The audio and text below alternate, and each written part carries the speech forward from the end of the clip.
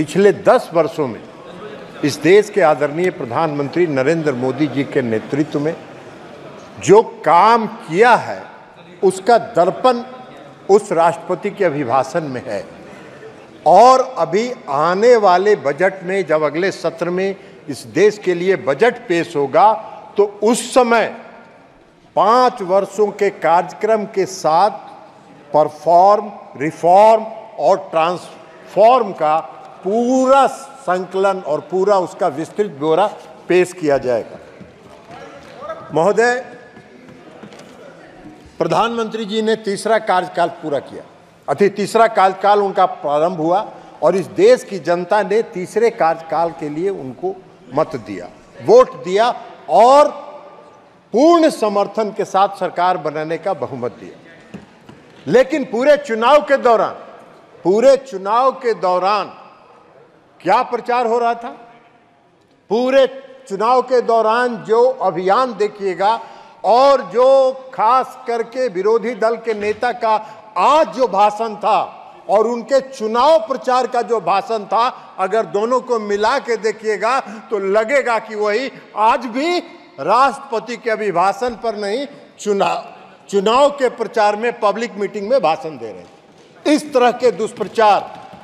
तरह के दुष्प्रचार, संवैधानिक संस्थाओं पर हमला, आज भी संवैधानिक संस्थाओं पर हमला कर रहे थे। आज भी लोकसभा के अध्यक्ष की संस्था पर हमला कर रहे थे और उस समय भी संवैधानिक संस्थाओं पर उन्होंने हमला किया, लेकिन जनता ने रिजेक्ट कर दिया। जनता ने उसको रिजेक्ट कर दिया।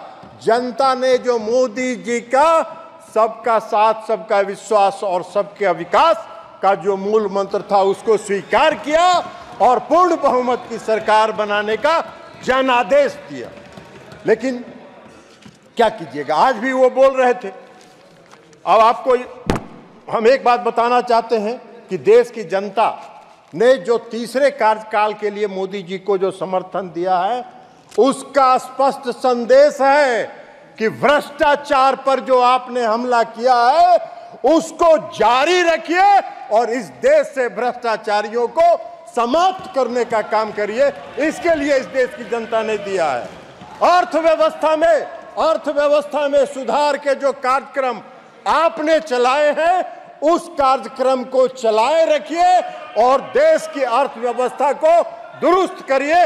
इसके लिए देश की जनता ने मोदी जी को तीसरे कार्यकाल के लिए अपना बहुमत दिया है। मोदी जी को गरीबों की सेवा करने के लिए जो उनके कार्यक्रम चलते रहे, उस कार्यक्रम पर मोहर लगाया। देश की जनता ने इनको रिजेक्ट किया, इनको अस्वीकार किया। इसलिए मोदी जी को जो तीसरा कार्यकाल मिला है, वो विकसित राष्ट्र बनाने का जो मोदी जी का संकल्प है, उस पर आगे बढ़ने के लिए देश की जनता ने मोदी जी को तीसरे कार्यकाल के लिए अपना मोहर लगाना और अपनी स्वीकृति दी है। लेकिन सभापति महोदय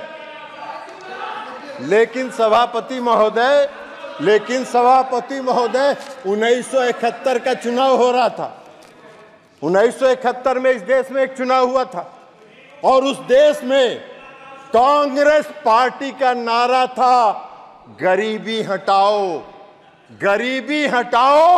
देश बचाओ। जनता ने भरोसा कर लिया, जनता ने इन पर भरोसा किया।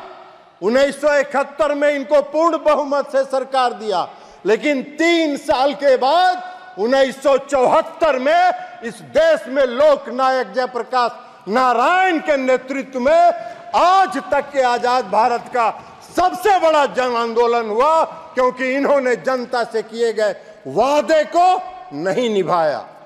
और जब इनको लगा 1974 में जन आंदोलन जब चरम पर पहुंचा और सुप्रीम कोर्ट ने जब रायबरेली से श्रीमती इंदिरा गांधी के चुनाव को अवैध घोषित कर दिया, तो रातों रात देश में इमरजेंसी लागू हो गया। हम सब उठा के जेल में बंद कर दिए गए। मुझको याद है, मैंने देखा है, आपातकाल लागू हुआ। आपातकाल लागू होने के बाद क्या हुआ? सारे सारे संवैधानिक और देश की जनता का जो फंडामेंटल राइट था, वह राइट बंद कर दिया गया।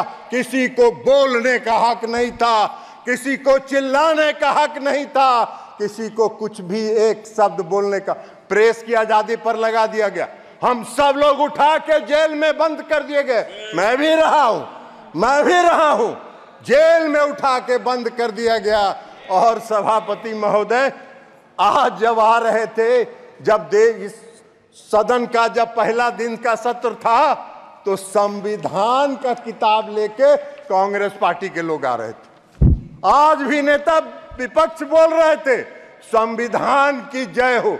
अरे जिस व्यक्ति ने और जिस पार्टी ने इस देश के संविधान का धज्जी उड़ाया हो, जिस पार्टी ने इस देश के संविधान को चकनाचूर किया हो, जिस पार्टी ने इस देश के संविधान को कलंकित किया हो, उसको संविधान लेके सदन में आने का क्या हक है और संविधान की बात करने का क्या हक है? उनको कोई हक नहीं है संविधान के बारे में चर्चा करने का। सारी जिंदगी कांग्रेस पार्टी ने संवैधानिक संस्थाओं को, संविधान को समाप्त करने का काम किया है। पूरा इमरजेंसी इसका गवाह।